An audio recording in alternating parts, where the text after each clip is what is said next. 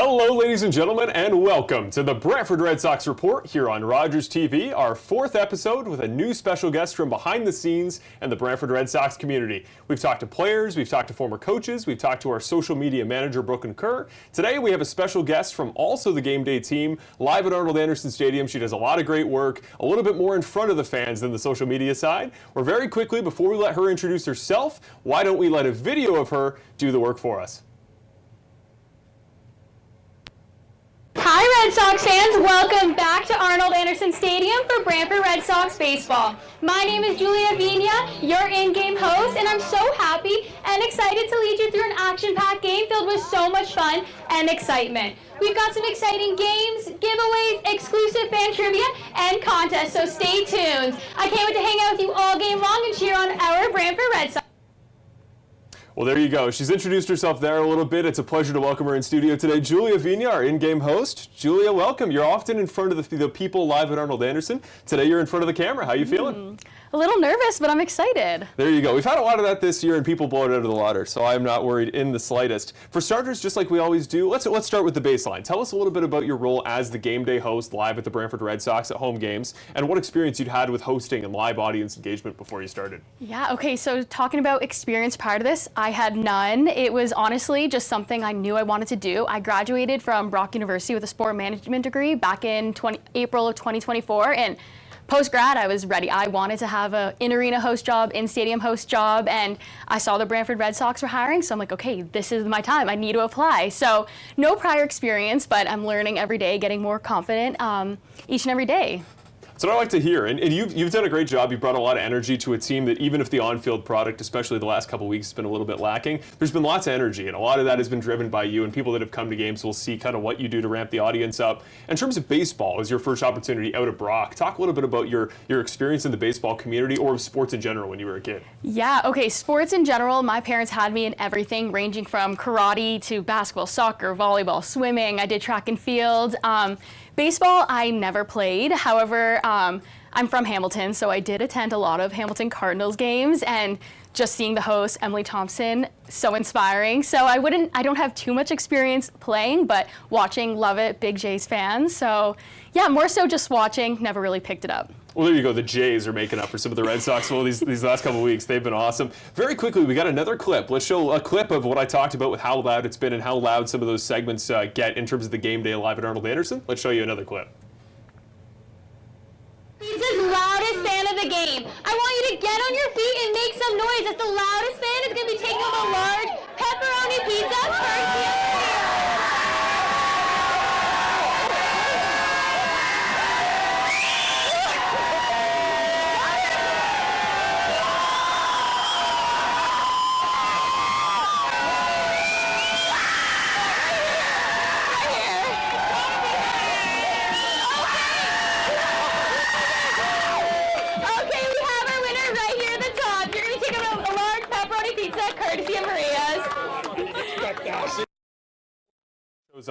Audio team for making sure that was any sort of legible. That is always one of my favorite clips that always goes around. Every week we do kind of that excitement, everybody yells for pizza kind of thing. Is there a certain segment to that point, either the segment we do every week or a certain moment you remember from this season that the crowd was like at its loudest and most engaged? I think every single home game, our loudest fan for the pizza giveaway, that is what stands out each and every game. We do it sometimes at the 5th inning if we have the pizza, or we're doing it at the middle of the 8th, and even up until the end of the game, the fans are on their feet screaming to get this pizza. It's so fun. It's really funny because I'm announcing, like, okay, loudest fan of the game, and they're screaming, and we hear our loudest fan, and they can't even hear me trying to announce over the mic because they're screaming so loud for this pizza. It's just awesome seeing how engaged they're getting and how excited they are, even middle of the 8th after a long game. Honestly, how do you even know? Because it just sounds like you heard it. It just sounds like a wave for me up in the broadcast booth. I don't know how I would pick, but sometimes is it like exuberance, like they're standing up, they're getting into it? You can see visually. Yeah, it's usually. It honestly depends. There's always going to be like a little kid, a group of kids, they're like screeching. So I think that's what stands out. But yeah, they're on their feet, and there's a few of us going around, but as hard as it looks, as everyone's screaming, you can really just pinpoint because there's always just that one screech. I don't know if the people at home never get to see it because we don't have a camera in the broadcast booth, but whenever it gets that loud and we're trying to segue between innings, I have to look over in front of Brian to read his lips to hear what he's saying because I can never tell. It is so loud in that environment. And we do lots of other segments. We'll talk a little bit that in our second segment of the show today. But very quickly, a question I have is, in terms of what your goal is as an in-arena host, you're trying to, keep in touch with an audience. You're always trying to convey something. Would you say that you're there to kind of inform the audience, engage the audience, get them fired up, or sort of a mix of everything? What's your number one host responsibility? I say a mix between getting them engaged, getting them fired up, and ultimately just putting on a show. Like, a baseball game is so long, and well, obviously it depends. Some games are longer than others, and just in between innings, people are just kind of hanging out, chilling, and we just want to keep the energy up, keep the audience engaged. So honestly, just keeping them fired up, always having them entertained, that's the number one priority. Honestly, just putting on a show. And I'm very curious, too, between the environment at a Friday night game versus a Sunday afternoon. Is there a noticeable difference you notice in terms of the crowd atmosphere? Yes, I would say on a Friday night game, it's more like the younger crowd. Some people go there to hang out with their friends. There's people that go there for a first date. So I think that's more of the younger crowd, and they're more into it, loudest fan of the game. Sunday games are more, family-based, family-oriented. So, the crowd is just as engaged both games, but I would say it's just a little bit more upbeat on a Friday night because, Friday nights, they're fun, and Sundays are more relaxing. So there's a little bit of a difference. I feel like as a kid, if I was at a Brantford Red Sox game at some of our Friday games are going to 11:30 these days. Yes. You're fired up just because it's that late. We always do, one of my favorite things we do is having the kids run the bases after the game. That's always cool, having all the players out there. Do we do that? Because usually we're off the air, we're doing our outro by then. Do we do it on Friday night as well? Oh, we still do it. If there's one kid, 5 kids, we're still running those bases. I'm on the mic cheering them on. We do it no matter what. There you go. That's what I love to hear. I love something about the atmosphere and seeing kids getting riled up and learning the team. I love that their enjoyment, and so many of the fans at Arnold Anderson, so much of the enjoyment of the experience is unrelated to the baseball. They love the product they're seeing on the field, and often we do put on a good product. And I remember, I think it was our Father's Day game. It just, the crowd, the energy ramps up when we play well, but the two aren't mutually exclusive, right? They can always kind of tailor off each other. We're going to head away for just a quick break here, and we'll be back in a few moments as the Brantford Red Sox Report. We are joined today by the in-game host for the Brantford Red Sox at Arnold Anderson, Julia and Vigna, and I will be right back.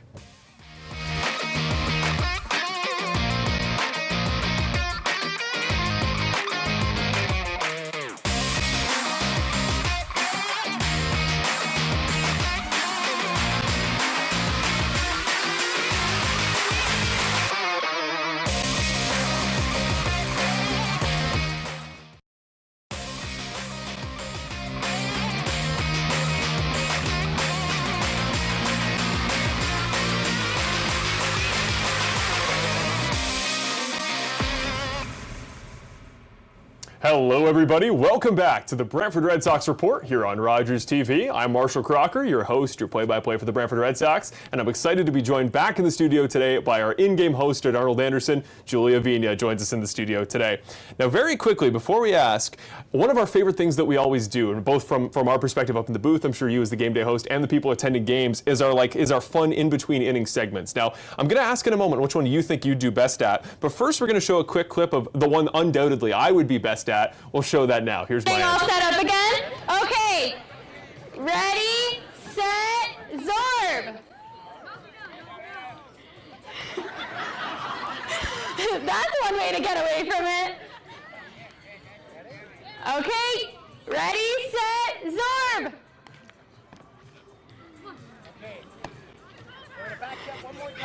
We're going to do this one more time. Okay, ready, set, Zorb. Okay, and that's one for Ashley. Now, my football career ended prematurely because of concussion issues, but you give me a giant inflatable plastic ball. I've seen bubble soccer and stuff for team building events. I've always wanted to do it. I think I would dominate, and the kids always seem to have a lot of fun at the stadium. What's yours? Which segment do you think you're killing as a fan? I think the dizzy bat race, thinking back to my elementary school days, I was a track star, so I know there's a little bit of, you're dizzy and all that, but I think I can, I get it together and run as fast as I can, so I would have to say dizzy bat. So kind of moving on from that, because that is one that I I would have no part in dizzy bat. You get me disoriented in anything, I'm done. And we've seen a lot of great spills. We've seen a lot of some legendary. I'm glad everybody's okay, but we've seen a lot of scary incidents in those dizzy races. So look kind of ahead to, or look back, I should say, at what this season's looked like for you, because you've come in and we talked about it with Brooklyn last episode, but there's a lot of new personnel this season. There's been a lot of turnover and a lot of new faces. It's a very young group. Like that's one of the best things about Brantford is we're a very young, up and coming audience in the media space. Talk a little bit about some of the people you've worked with, because Brooklyn talked about you last week, and there are so many great kind of young demographics, young up and comers. What are the demographics like, and what does that game day environment from a staff perspective look like? So yeah, I would say a lot of the staff all around, kind of the same age. It's been honestly amazing. I have created some genuine relationships with these people that I'm definitely going to be talking to after the season and, probably for a lifetime. The owner, Terry Smith, absolutely amazing, so kind. Yeah, I just think a lot of these people that I'm working with, we all relate and have a common interest. So conversations are easy. We all get along so well. We all work together really well, like filming stuff with Brooklyn and Nathan. We all, bounce around ideas, even just before the game, throughout the week. We're always talking about what we can do next. Yeah, I just think we've all really created such a good bond. Now, one of the things that I think is important to note about, again, those young audiences, it's a lot of people fresh out of school, and for a lot of people, such as myself, the Brantford Red Sox is kind of your first real opportunity. It's your first big break, quote unquote, to kind of put your skills to the test, put them in front of a real audience. So talk about your future, because you talked about you finished up Rock Sport Management. What are your career goals? What's kind of your 5-10-year plan? Are you going to stick in baseball? What's the future look like for Julia? Honestly, wherever hosting takes me, I would stick in baseball if that's where it leads me. I honestly just love the on-air, on-camera, microphone in hand. I would love to continue hosting for however long I can. I'm open to, honestly, any sport. I grew up playing a lot of different sports. I've learned so much about baseball this season, and I would love to continue with it. I hope to have a long career with the Red Sox and just, create and gain more experience with other teams, other organizations, and just continue to grow in this sport media field. Kind of you're looking ahead to maybe you do a couple more seasons with the Brantford Red Sox. You kind of get to know the community, you get to foster a place in it. What is that? Is that something that is appealing, that you're getting to see the same fans season over season? Absolutely. I feel like I've grown such genuine connections, even with the fans. There's two fans that stick out every game. I'm up there talking to them. If there's during an inning, a little bit of downtime, I'm definitely up in the bleachers, having genuine conversations, talking about life in general, actually getting to know them. I would love to stick around. It's just been so awesome. And that's like a going above and beyond element to your job that I think is important. It's not just conveying something to the audience, it's not just communicating to them, it's listening and kind of getting to talk to people. And I always see you do that, and it's one of the things I pride you on, that people really gravitate to you. They like you, and they can see you game day in a way that a lot of us behind the scenes, we don't get the opportunity. Looking then at the season to this point, you talk about certain fans that you've enjoyed. Is there a certain story, because you've seen everybody, you've been part of all these fun segments on game day. Is there a specific fan experience that sticks out to you?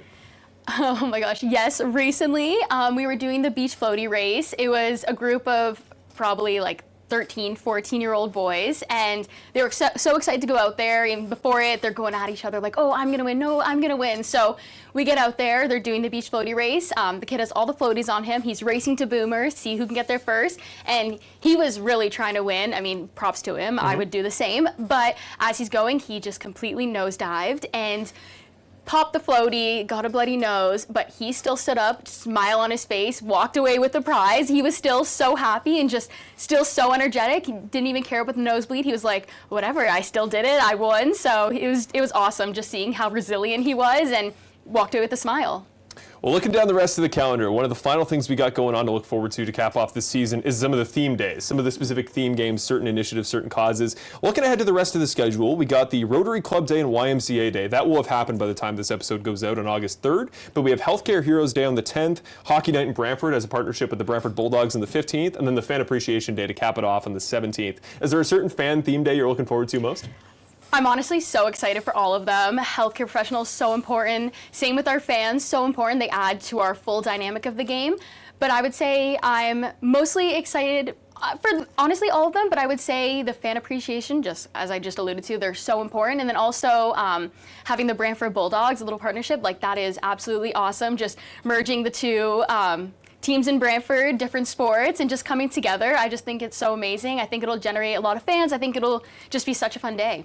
Well, Brooklyn came in last week, did a great job giving us the behind the scenes, what it's like on the game day experience. You've painted that picture even better for the fans at home. It's been a pleasure having you today, Julia. Thank you for coming out. Great, thank you for having me. Well, looking ahead for the rest of our Brantford Red Sox week, in the final segment of Red Sox Report, we're actually going to be looking at an awesome documentary made by somebody on our team. So to cap us off, our next broadcast, when you're watching this episode, is going to be next week on Friday in Barrie. That contest is, well, depending on how these games go this weekend, Julia, that one could have very high stakes. We will more or less need to win out. We need to get on a pretty good hot streak for the Red Sox to still catch Kitchener in time for the playoffs. They took that big win at home in our time on yesterday in Kitchener. And looking ahead as well, check out our social medias. We saw our social media manager last week. All sorts of great content out there. Check it out on our socials. Brantford Red Sox Report will be right back in just a few moments.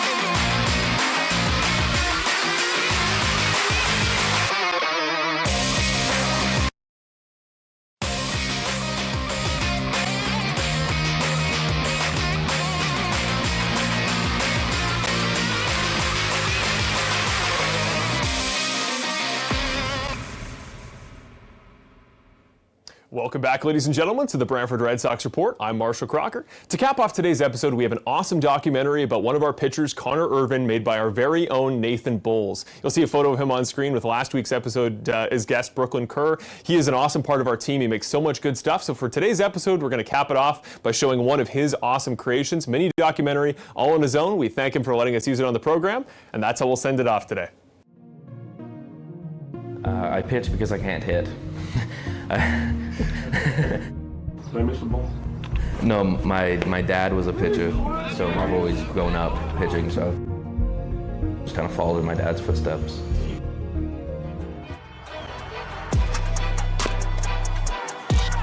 That one swung and missed on. Irvine going to get his fourth of the day.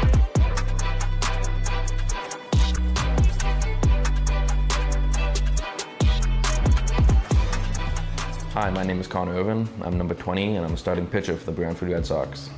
It all started at Layritz Little League in Victoria, BC. That's where I grew up playing baseball.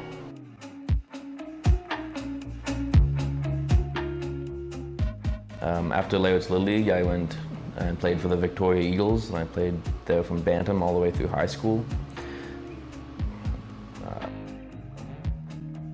High school, I went to Lambert Park Secondary. It was a little ways away from my house, but I went there because there was a baseball academy. So I went there so I could train during school hours and then go to my practice afterwards because my high school team played at that field, so it was just convenient that way.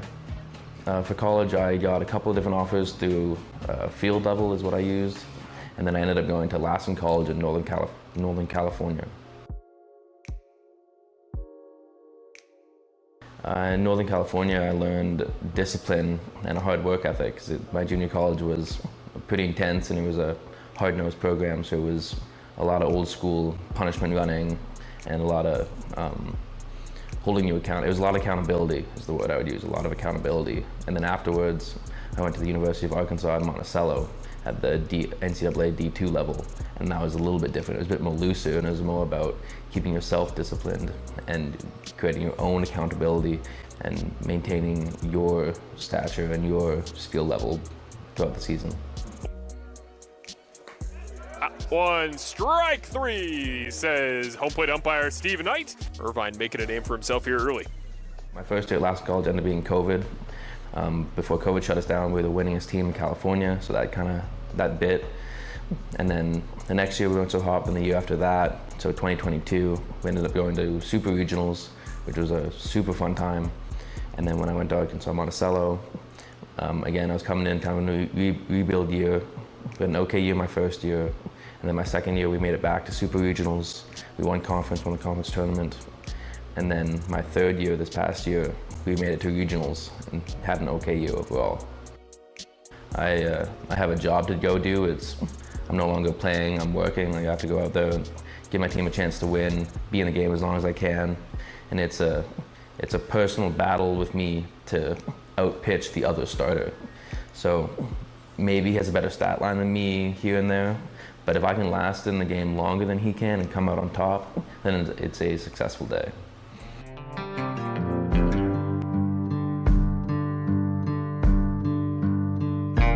My off days are the day after and the second day after I pitch. Otherwise, I'm doing something. But those 2 days are spent doing a lot of mobility and a lot of stretching just to kind of flush the system and get my body moving again before I start my preparation for my next start.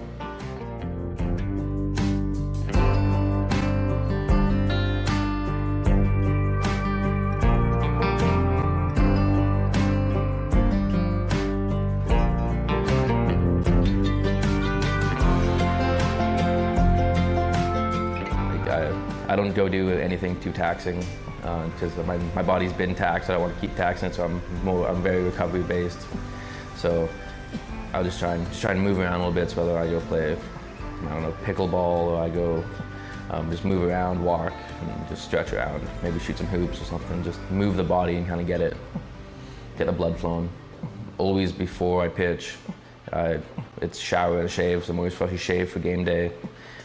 So because of the start time and travel and the pre-game stuff can vary day to day, start to start, I don't try and put too much reliance on that routine.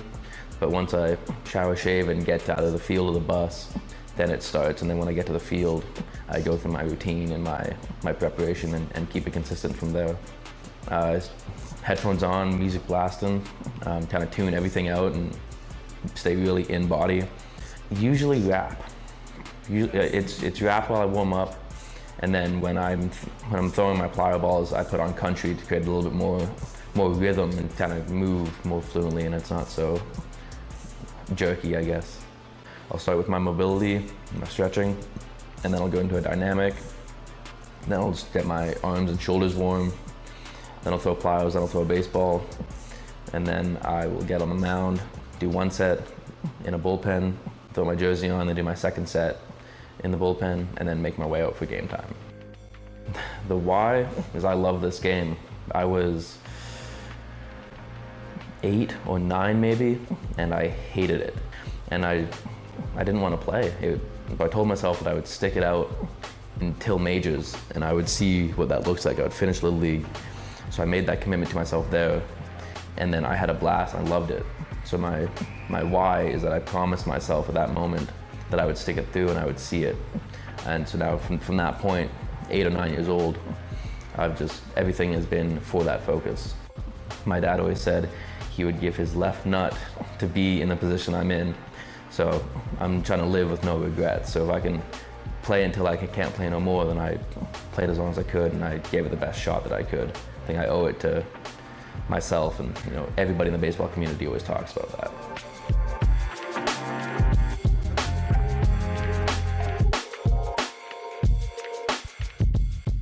The best part of both programs, and I'd say baseball in general, is the connections you make. I mean, I've met people from all over the US, Japan, Panama. Just the connections you make with people all over the world is truly magical. Hopefully just get my foot into the next league so I can get into the Pioneer League. It'd be cool to go play overseas as well, so I can use my ability to throw a baseball to travel and help fund that, so I can go play in Asia or Europe or Australia and just kind of use this game to travel and see the world, which I think would be a great opportunity. There's a cool page called Baseball Jobs Overseas, and they'll help you set up like teams and help you find teams. And I did it the other day, like kind of see where I could go. They give you feedback, and they listed a bunch of different stuff in Europe, the Japan Winter League, and so I could just go travel and see a bunch of stuff. So it'd be cool at the same time. If we can get into the playoffs, I'm just going to continue to give my team a chance to win each start. That's kind of the goal. If we can get into the playoffs, anything can happen, and we'll see what the Red Sox are capable of.